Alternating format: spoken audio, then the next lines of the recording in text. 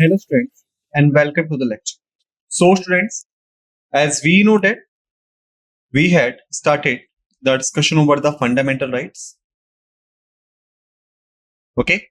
And in the previous lecture, basically we had started with an article. So there is an article 20 that we had started in the previous lecture. Okay. And we had discussed that basically in article 20, there are three things. Okay. And these are these three principles. Like first is no ex post facto of law.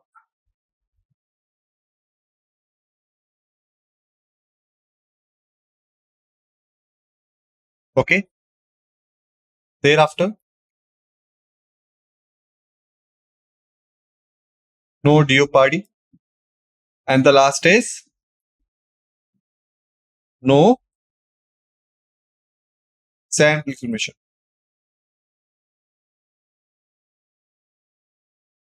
Okay. So these are the three principles that we had discussed in the previous lecture. So what are the meaning of this? You are required to just recall them. Okay. Within the next 1 minute. Then I'm going to give you the answer. So your time starts now. You have 1 minute. Just try to recall whatever, or you can say whatsoever, basically, we had discussed in these factors. Okay. Because that is important. If you are not able to recall it, it means that you haven't revised it. Okay. Okay. The 20 seconds have been passed off. Now you have only 40 seconds left with you. Just think about it. Don't be in a hurry. Don't mix up the concepts. Okay. Now 40 seconds have been passed off. Now you have only 20.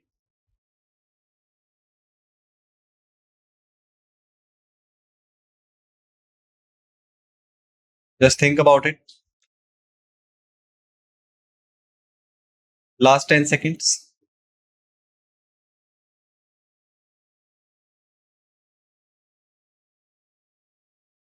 All right, time's up.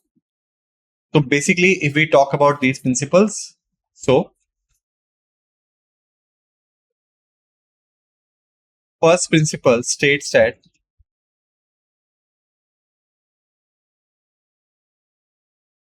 is a thing. This is the article that we have been discussing. So the first factor is no ex post facto law.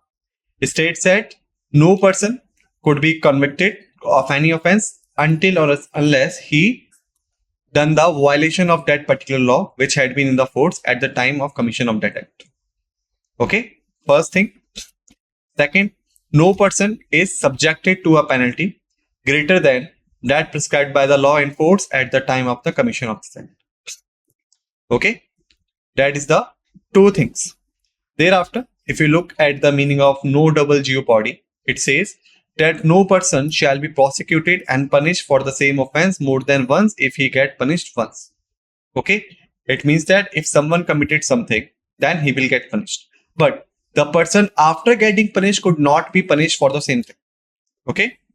Thereafter, no self-incrimination, which means that even the person claims as saying that he was the one who committed that particular thing. Still, the person will not be compelled to be a witness against himself. Okay. The authorities are required to collect the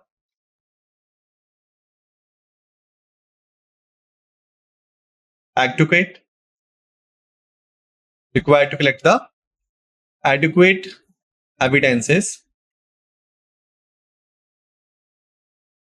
against it.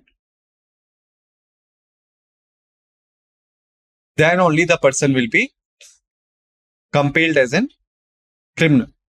Okay. And thereafter we had seen that basically the limitations of the first one, which is the ex post facto law, is only applicable on the criminal law, not on the civil laws or the tax laws. Okay. That is what we had discussed. Now let's move forward. So further, This provision prohibits only conviction or sentence under an ex post facto criminal law and not of trial thereof. Okay, which means that the person could face the trial, but the person could not be declared as an convicted and could not be sentenced to the punishment. All right, only the trial would be carried out. Okay. Finally, the protection, also been known as the immunity, under this provision cannot be claimed in case of preventive detention or demanding security from a person. Okay, what do you mean by the preventive detention and what is the security from a person? We will discuss while we will have a discussion upon the Article 22. Till then, just remember that if this is a case of preventive detention, then the provisions of the ex post facto criminal law, or you can say ex post facto in general, would not be applied on that person. Similarly, if someone demanding the security from a person and saying that the person having the threat to life or safety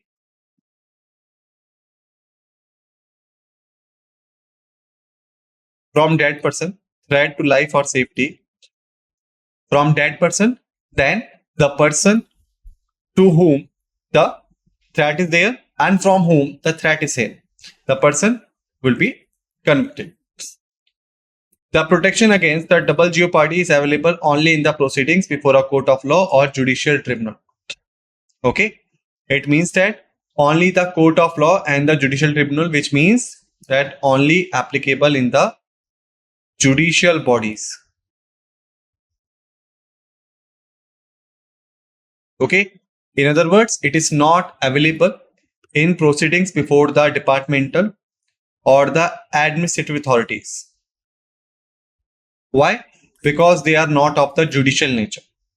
Okay, so the double jeopardy principle could not be applied to the actions against the departmental or the administrative authorities. The protection against the self-incrimination extend to both oral evidences and the documentary evidences. It means that if the person from by saying claims that yes, I have committed that particular crime, so that will be considered as an oral evidence. Like person by orally declared that he was the conviction of that particular crime. Thereafter, if we talk about the documentary evidence, what does it mean? It means the person clearly states that due to some photographs and showing something that he was the person who connected that particular crime. Okay, so both the evidences, whether they are oral or whether they are documentary, both the evidences will be declared null and void until or unless the authorities get succeed in collection of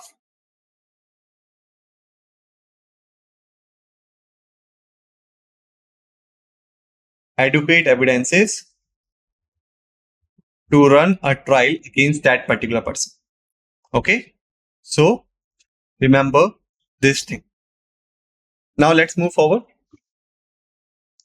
However, it does not extend to compulsory production of material objects, compulsion to give the thumb impression, specimen signature, blood specimens, and compulsory exhibition of the body. Further, it extends only to the criminal proceedings and not to the civil proceedings or proceedings which are not of the criminal nature.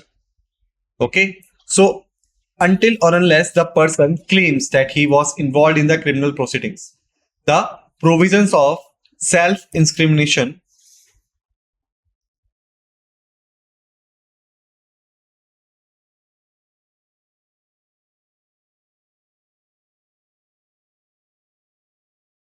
will not be applicable on that person. If this is the case of civil proceedings and the proceedings, and you can say the proceedings of that crime which are not of the criminal nature, then the provision of self-incrimination are not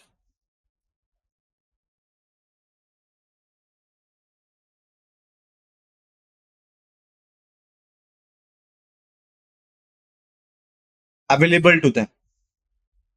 All right. So that's the thing. Thereafter, another thing which we have here is the Article 21, which stands for the protection of life and personal liberty. Okay. So we know that during the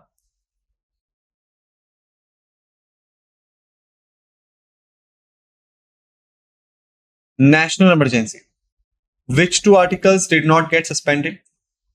Which two articles are there which couldn't be suspended even during the national emergency? So the answer is Article 20 and Article 21. So these two are the articles which could not be suspended even during the national emergency. So first article we have finished right now, which was the Article 21. Okay, we had just finished it. Now it's a matter of Article 21. So basically the Article 21 declares that no person shall be deprived of his life or the personal liberty except according to the procedure established by the law. Okay, it means that the person's life could not be taken away, and even the personal liberty from the person could not be bridged away until or unless there is a procedure which has been established by law being followed. If the procedure haven't been followed, the person could not be deprived of these two basic things. Okay, the right is available to both citizens and non-citizens, which are the foreigners.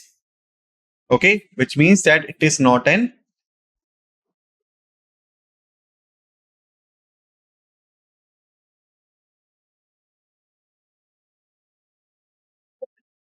exclusive rights. Okay, so basically there was a famous Gopalan case, please ignore this, which was happened in 1950. The Supreme Court has taken a narrow interpretation of Article 21. Because we know the Supreme Court having the power of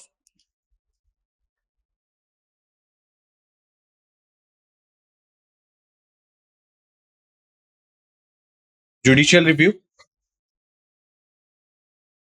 Okay, and due to the power of judicial review, basically the court could interpret the different articles of the Constitution. So similar thing was happened in the 1950 when there was a Gopalan case in which the Supreme Court has taken a narrow interpretation of the provisions in the Article 21. It held that the protection which had been promised under the Article 21 is available only against the arbitrary executive action and not from arbitrary legislative action. Okay, it means that the government is free to pass the resolutions and legislations. Okay, but the arbitrary executive actions to implement those provisions, these arbitrary executive action could be checked by the court under the protection which had been promised by the Article 21. Okay, this means that the state can deprive the right to life and the personal liberty of a person based on a law. Okay, which means the parliament or the state is required to pass some resolution, to pass some legislation in which there are provisions through which the the protection of life and the personal liberty could be bridged away from the person. Then only the things could be done. Until or unless there is no legislation existed at all, then the executives are not allowed to take the action which is in the form to bridge away the life of a person and the personal liberty. Got it? So this is because of the expression procedure established by law.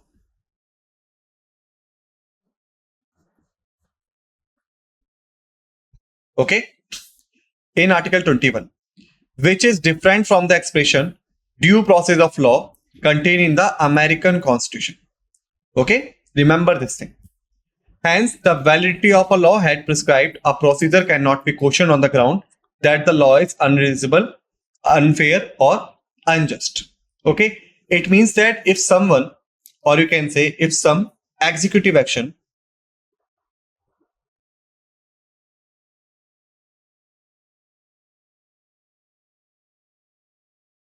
has been taken, okay, but that particular action has been taken in response to some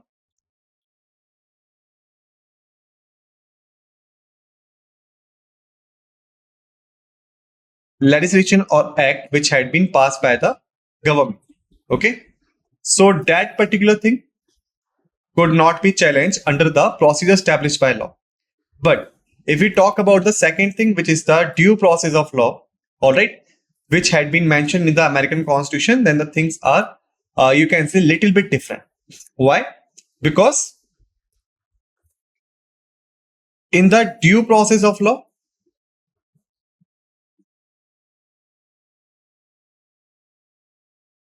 two things have been checked off. The first is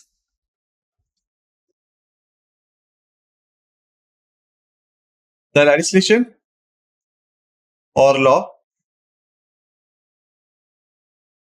which have been passed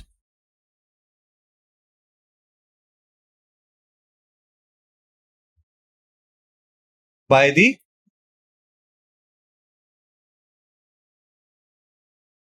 legislature, okay. And the second thing which will be checked here is the process or manner in which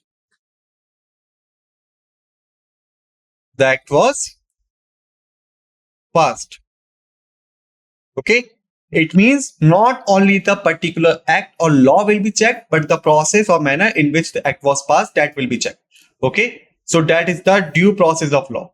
But when we talk about the procedure established by law, then only the first thing will be checked, which is the legislation or law which have been passed by the legislature. But the manner in which it was passed, that manner will not be questioned. So here you can see the prescribed procedure cannot be questioned on the ground that the law is unreasonable, unfair, or unjust. Thereafter, secondly, if we look at here, the Supreme Court held that the personal liberty means only liberty relating to the person or body of the individual, okay. Like whatever the liberty the person is enjoying in his personal capacity and the you can say the physical body capacity. But there was another famous case which was known as the Menka case, and that was happened in the 1970. Okay, now here you can see that we have discussed the two cases regarding the same article.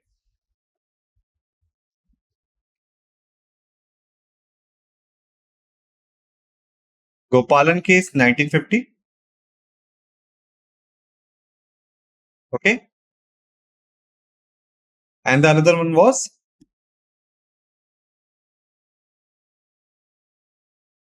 Menka case 1970. What was the jurisdiction of these cases? They are important from the examination point of view. Okay, so after finishing the Gopalan case, now let's have a talk about the Menka case in 1978. The Supreme Court overruled its judgment in the Gopalan case by taking a wider interpretation of the Article 21. Why? Because in the Gopalan case, they did the narrow interpretation in which they said only the liberty to the personal capacity to the person and the body of the individual is granted under the meaning of personal liberty. But in the Menka case, they overruled the judgment and they take the judgment into the deeper form. And therefore, they ruled out that the right to life and the personal liberty of a person can be deprived by a law, provided the procedure prescribed by the law is reasonable, fair, and just. Okay? It means that right to life and the personal liberty could even be suspended, but by checking the procedure prescribed by that law is reasonable, fair, and just. Okay, like some kind of due process of law. In other words, basically the same thing which I have told you right now. The American expression of the due process of law was taken into the consideration in which not only the legislation will be interpreted or checked, but even the manner or procedure in which it was passed, that will be also considered. Okay. In effect, the protection under Article 21 should be available not only against the arbitrary executive action, but also against the arbitrary legislative action. Like you can say, firstly, there was the provision and there was a condition that if any arbitrary executive action is getting against the personal liberty and in the life, then the question will be raised in the courts. But later on, with the time, in the 1978 Menka case, they said not only the arbitrary action, but also arbitrary legislative action. It means that passing the law will be counter. Okay. Further, the court held that the right to life, which has been embodied in the Article 21, is not merely confined to the animal existence or survival. Okay, like we had seen in the Gopalan case, they said if the question is of the personal life and if the question is of the personal capacity, then only the liberty has been granted. But when they took the detailed interpretation during the Menka case 1978, they said the animal existence or survival, it means that you just born and just live, that will not be considered under the right to life and the liberty which has been granted under the Article 21. It means that they even took it far from it. Okay, and basically it includes within its ambit the right to live with human dignity, which means not only living is important, but living with dignity is the right. And all those aspects of life which go to make a man's life meaningful, complete, and worth living. It means that that is a overall approach. This overall approach will be considered whenever this is a matter of personal liberty. Okay, so it also ruled out that the expression of the personal liberty in the Article 21 is of the widest amplitude and it covers a variety of rights that go to constitute the personal liberties of a man and thus make their life meaningful life, complete life, and worth living life. Okay, so that was completely changed in the Menka case, which had been started in the Gopalan case. The Supreme Court has reaffirmed its judgment in the Menka case in the constituent cases, and it has declared the following rights at the part of Article 21. Like, actually, they had expanded the provisions, they had expanded the grounds. Okay, so the first right is right to live with human dignity. The second right is right to decent environment, like the pollution-free water, air, and protection against the hazardous industries, which is basic needs of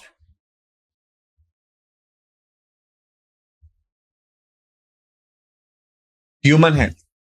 Thereafter, right to livelihood. It means that the person should get the adequate chances so that he could earn his living and could live a good life. Right to privacy. It means that the authorities and even the individuals are not allowed to interfere into the personal life of someone.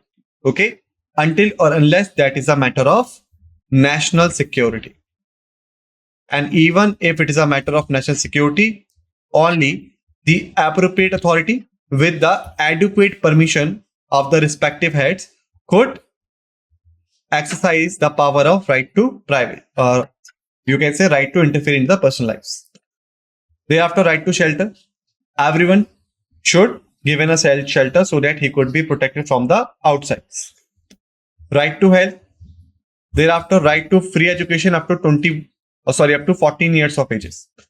Okay, that is basically also, you can say, empowered from the 86th Amendment Act,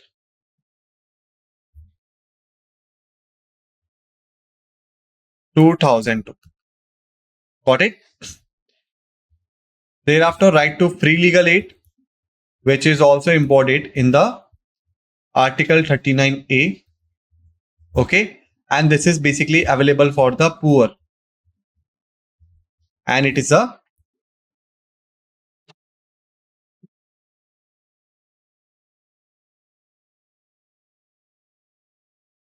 socialistic principles of the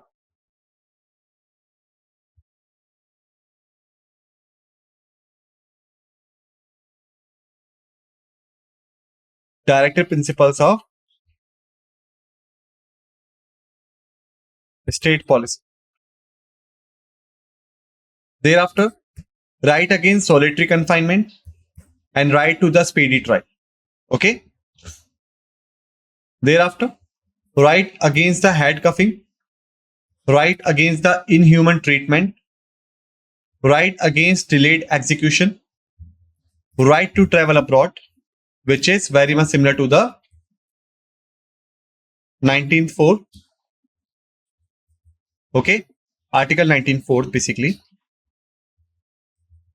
And when we were discussing the Article 19, there was a line that basically this 19th 4th also having its resemblance in the Article 21. That is what we just have seen. Okay. Thereafter, right against the bonded labor. Okay. And right against the custodial harassment. All right.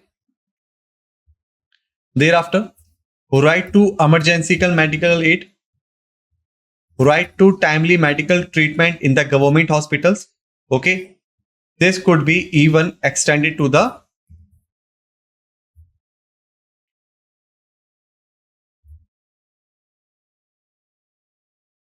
private hospitals if needed. Okay. Right not to be driven out of a state. Right to fair trial. Right of prisoner to have the necessities of life. It means that if someone was convicted and sentenced to the prison or jail, then it doesn't mean that he will even deprived of or will get inhuman treatment or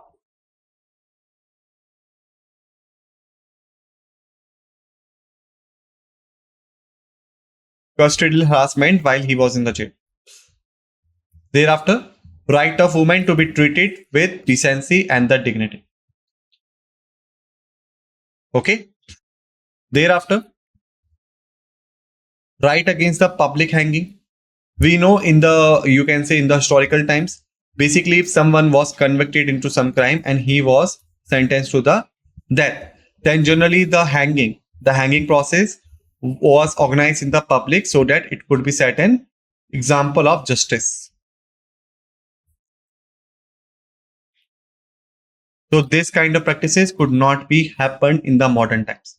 Okay.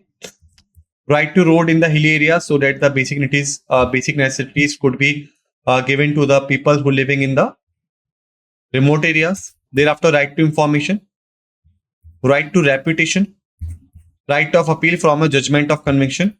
Like if someone is not satisfied with the judgment passed by the lower courts, then he could challenge it to the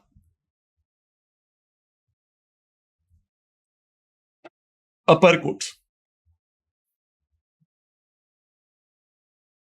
This is not only the legal right,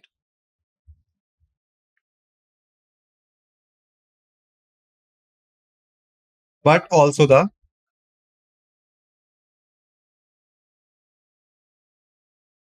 fundamental right. Thereafter, right to a family pension.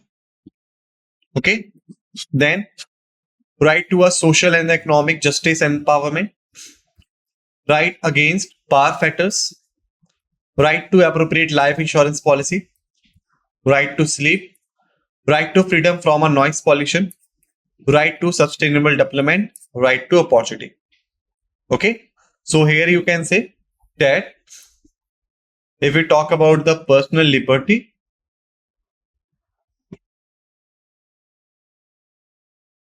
then it is basically comprises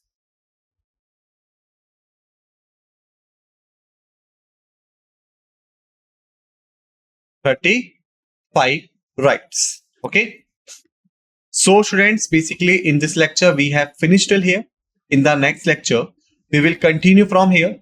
Till then, just revise the facts and figures whatsoever we have discussed in this lecture. Be ready for the another lecture. With this note, let's end this lecture, and what we say thank you.